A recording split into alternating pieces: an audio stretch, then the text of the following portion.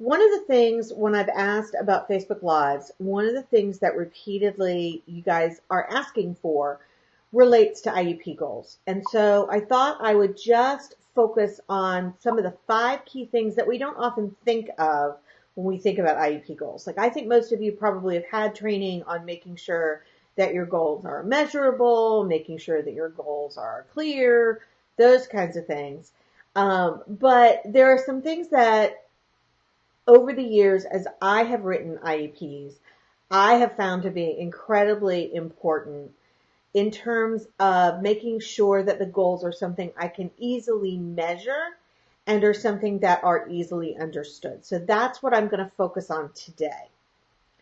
All right, so I want to focus on just 5 somewhat simple things that you want to remember. And then I had hoped that I was going to be able to use my little bot to have you guys download an IEP checklist, but I can't get it to work today, and I'm not sure why. So I'm just going to post it above the video when we're finished. I have just a brief checklist. It's a 1-pager that I've used in the past to help people think about some of these things as they go through and write IEP goals. So that's really what I'm going to focus on.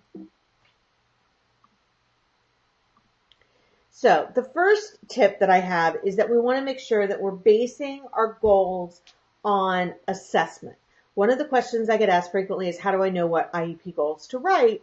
And you really need to make sure that you have a strong assessment for 2 reasons. One is it's going to point you in the direction of what you need to teach. So choosing the skills that go on the IEP. And the other is because it gives you a baseline of how often a student is doing something. And that becomes particularly important when we try to figure out what our criteria for mastery is going to be in the IEP. So the picture that you see here is the strategies for teaching based on autism research. It's what I use for preschool primary. There are some functional curriculums that we've talked about in previous lives that are useful for some of our older students. There are lots of different tools that you can use. Clearly, there are going to be goals that you have to write that are related to alternative assessment or the general ed curriculum or accommodations and supports. But one of the things that you want to make sure that you've got is a good understanding of where the student actually stands, and use the assessments that were done before your student came into your program if you're teaching young kids, or use their information from their 3-year evaluation. That's going to be a big useful tool. And we actually, if you're in the academy, we actually have a resource where I've taken different assessment tools and broken them down into the types of goals that you might be able to get out of them. So if you need help finding that, I believe it's listed with our IEP workshop, our live IEP workshop. But if you have problems finding it, let me know. Just give me a shout in the community and I will make sure that you find it. So that's in the academy, because we've talked about this in the past in the Special Educator Academy. So you want to make sure that you've got a strong assessment to know where your students stand. Number 2, this is one that people may not be as familiar with unless they've heard me talk about it. I feel very strongly in the need for enabling goals. And enabling goals are goals that allow a student to move to the next environment. They enable them to be able to access the curriculum. And that's really the way you want to think about them. Before we had No Child Left Behind, before we had to write specific curriculum goals into the IEP, most of the students that we work with really have so many things that they need to learn that if we wrote down everything they needed to learn this year, their IEPs would be even longer than they already are. Enabling goals are something that allow a student to be able to access the curriculum rather than writing curriculum goals. So rather than writing a reading goal, which yes, I know you have to have it for your alternative assessment, but we would write a goal that allows a student to access the reading skills. So something like, excuse me, Lucy has decided to come visit. In order to be able to access a writing assignment, a student may need to know how to use a graphic organizer. So being able to select the right graphic organizer, being able to know to advocate to get the graphic organizer, all of those things are things that enable a student to be able to participate in that curriculum. So overall, enabling goals are things that open doors and they prevent closed doors. There are certain skills that are going to close doors if the student doesn't have them. Toileting is one of them. So if a student isn't toilet trained as an adult, it's going to severely limit the number of places that he can live. Excuse me, but Lucy has decided she wants to help. Okay, so they open doors, they allow the student to have access to larger environments. So teach to the next environment is another thing I say frequently. And think about making sure that we're building towards independence. Because if we're not building towards independence, then are we going to be able to fade our support out? So how are we writing goals for the student to be able to advocate for themselves, for the student to be able to be independent in the next environment? So if you teach preschool, what does the student need to be able to do in kindergarten? Because it is not the academics that often cause the most difficulty. We can modify the academics. It's being able to follow the routine. It's being able to understand the teacher's directions. It's being able to follow the teacher's directions. Those are enabling goals. And they're enabling goals whether you're in kindergarten or an adult. So you want to think about what goals am I putting in the IEP that help my student be successful as we move into the next environment. That's really a key that I think is incredibly important for all of our students, whether your student has autism, whether your student has an intellectual disability, or your student has a learning disability, whether he's enrolled in general ed and on general ed standards, or whether he is in a self-contained class or a separate school. All those students need to have the skills to get through the day and access the curriculum in order for them to be successful. Hey, Denise, glad you made it. So another is, as you're writing the goal, make sure that your goals are observable, that you're actually writing something that you can see. And that's important because if you are going to take data on it, you need to be able to observe it. You need to be able to count it or quantify it in some way. And I always think of this, the prime example of this, as the difference between writing about emotions versus writing about behavior. We have a tendency in our society to think of things by emotions. So we have a tendency to write them as he will stop being angry, or he will respond appropriately when he's given something that he doesn't like. That one's not specific enough, but it also doesn't give me exactly what I'm looking for.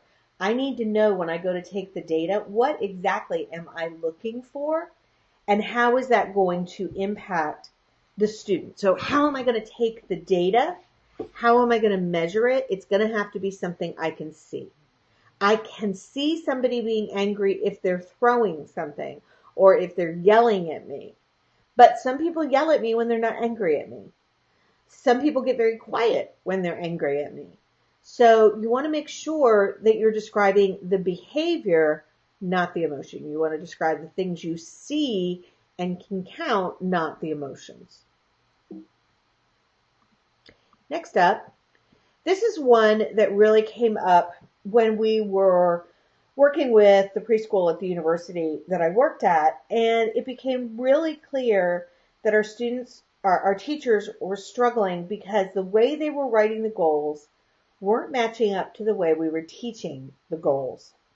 And so if I'm teaching a skill by working toward independence on each step of a hand washing task analysis. So let's say that I am working on a student being able to complete all 7 steps of the task analysis independently. And I'm doing it by presenting one step to mastery and then the next step to mastery and then the next step to mastery. So we're washing our hands all the way through each time, but I'm only focusing on getting independence on one step at a time. So if I'm doing that, then I'm going to use the example on the left. Sam will independently complete the 7 steps of the hand washing sequence. He'll complete 2 steps, he'll complete 4 steps, he'll complete 6 steps, and then the goal would be he would do 7 steps. So I'm going to take my data on how many steps he was independent on, because I'm only teaching 1 step at a time. So again, we're doing the whole hand washing sequencing, but I'm fading my prompts out for just 1 step. So if I'm using, for the behavior analysts in the audience, if I'm using a chaining system, then I'm going to have to use the system on the left. On the other hand, if you're teaching by just fading prompts, so let's say we're doing all 7 steps and I'm providing all physical prompts at the beginning. And then I want to have all 7 steps with just partial physical prompts. And then I'm going to fade out my prompts to just have gestural prompts for every single step. And then I want to fade out my prompts so I just have visual prompts for every single step. If I do that, then I'm going to use the example on the right. I'm going to fade my prompts across my objectives. So the way that you write your objectives is somewhat going to dictate the way you teach the skill. This came up in our preschool classes because they were writing their goals like the ones on the right, but we were teaching them in a discrete trial. So we were teaching, let's say we were doing 1-step directions. I teach 1-step direction, one step direction. Then when they get that one, I do 2. And then I do 3 together. And then I do 4 together. And then I do 5 together. So I'm randomizing them, but I'm only adding 1. But their goals and objectives were that he would complete 10 1-step directions. And the first objective might be with physical prompts. So one of the things that happened was in the first quarter, because it was with physical prompts, most of the kids could do that. They didn't fight physical prompts. So that wasn't a problem. It wasn't until the second 9 weeks that we began to realize we had problems, because the students were not using, they were independent on direction 1 and 2, but they were completely physically dependent for all the rest of them. So when we got to that, he'll do it with gestural prompts, it became a really mixed bag.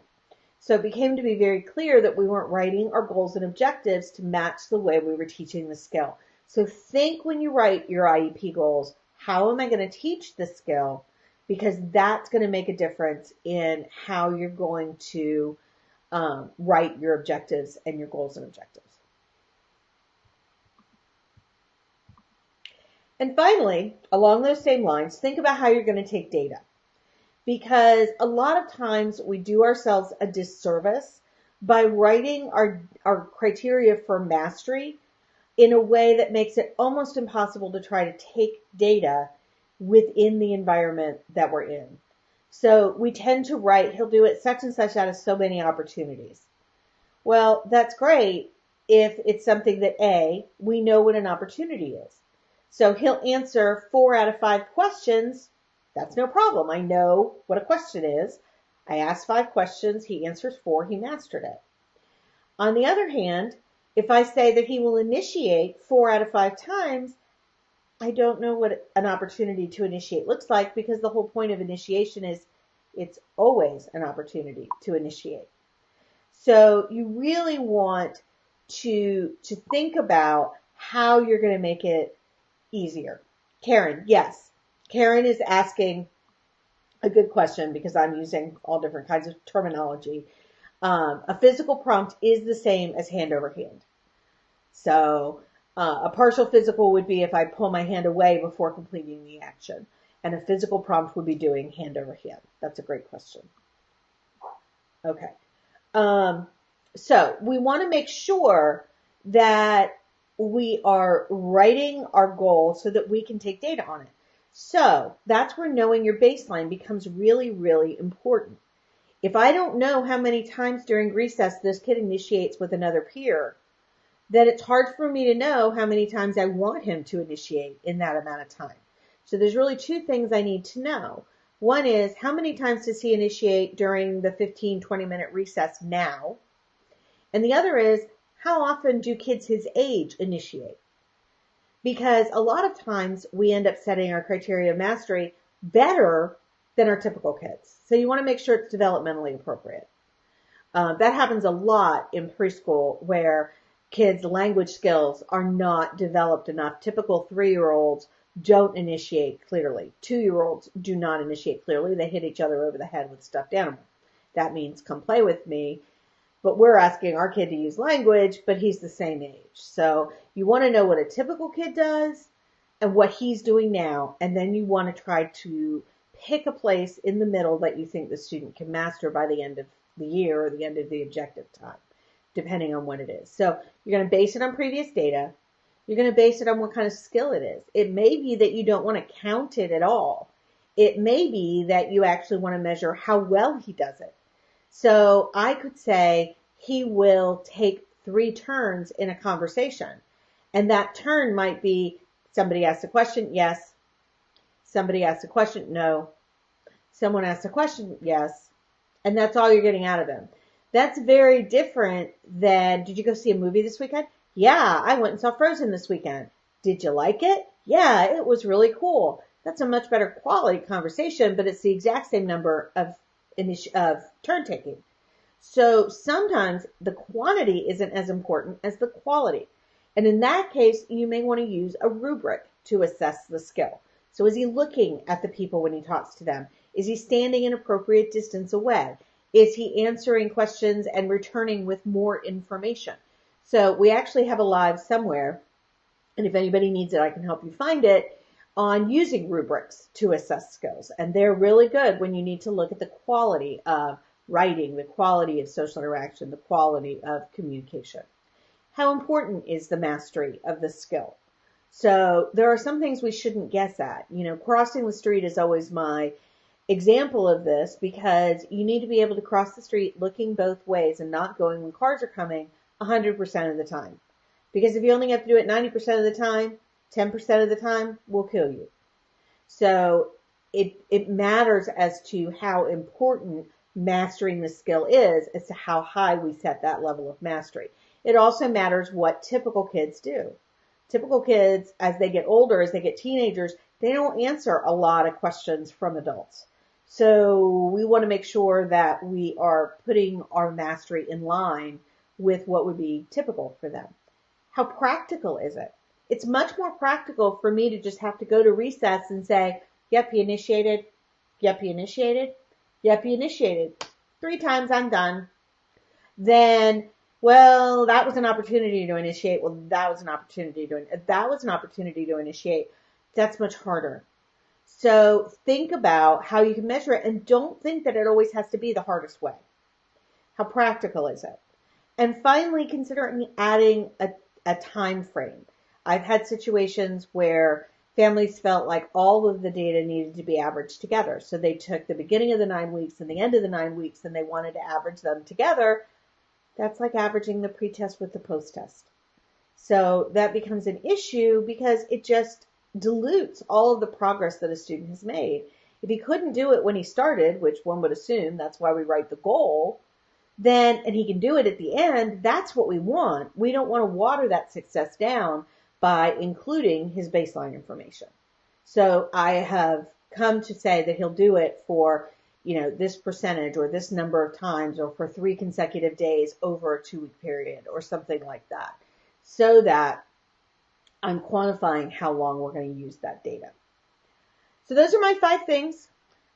Just to review really quickly, they are base your IEP goals on an assessment. Whoop, I'm going the wrong way. Write enabling goals that enable a student and move him towards his next environment. Make sure that the skill and the goal that you're writing is something observable that you can actually lay your eyes on and see. Write the way that you're going to teach the goal. So write your objectives so they're in line with your teaching strategy. And think about how you're going to take data in relation to your mastery so that you can have a clear goal that what you would like is to have the IEP goals written so that you already know how you're going to teach the skill and you already know how you're going to measure the skill. Because then your life is just going to be so much easier if you put that work in up front. So those are my 5 things. I am going to change back to my camera, and I will be happy to answer any questions that you guys have.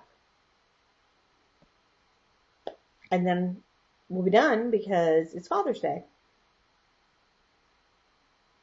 Questions, comments, things that work for you, things that you don't understand, things that I wasn't clear about, things that you went, oh, I hadn't thought of that. Because I guarantee you almost all of those were things I hadn't thought about until I ran into a problem. So let my running into a problem help you avoid the problem is really what I'm doing. Or trying to do anyway, I should say. You want to say hi? No? Okay. Sorry, she doesn't want to say hi. All right. Laura says, I need to be able to learn how to write an IEP goal without help. Like how to think of it all by yourself. I don't know that you need to do it all by yourself. I mean, I will tell you that when people ask me to write IEP goals, I am writing them. I go back and look at previous IEP goals that I've written. So I am trying very hard in the academy to come up with a way to make a goal bank that's easy to access from all the IEP goals that I've written. With the idea not that anybody will necessarily pick up the goal and use it the way it is, but that it might spark an idea of, oh, that's how I could do that. Because that's what I do. If you ever use Michelle Garcia Winner's Think Social curriculum for social thinking, there are IEP goals in it. Go in and look for them. I had an IEP handed to me at the end of the school year, and I was like, wow, these IEP goals are so great. And the person said, yeah, now I just use her goals. I go and I look and see how she teaches that skill, and then I individualize that goal for the student. So don't feel like you have to be able to come up with all the goals by yourself.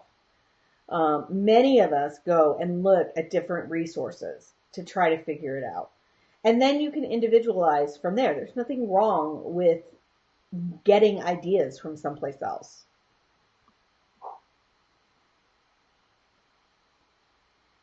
Other thoughts that you guys have?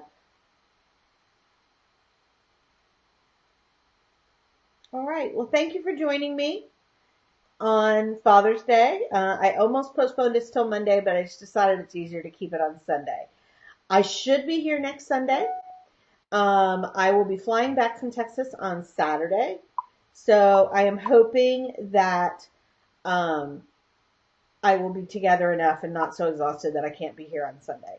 Because the next Sunday I will be traveling, so I won't be able to be here. If you Google IEP Bank, there are a number of different samples to get you started. Absolutely. I don't have any preferences, Donna. Donna's asking, is there an online IEP goal bank? I would say there's a lot of them out there. Again, I wouldn't pick them up and use them verbatim, but I certainly would use them to get ideas about ways that I could approach something. So that's kind of the way. And at that point, it can be almost anything. And Donna's right. If you Google IEP Goal Bank, there's lots of different samples out there. Well, and Karen, that's a really good question. I mean, that's a really good point. She says, I agree with Laura. Tracking data is so intimidating, and I think it is for many people. What are you growling at?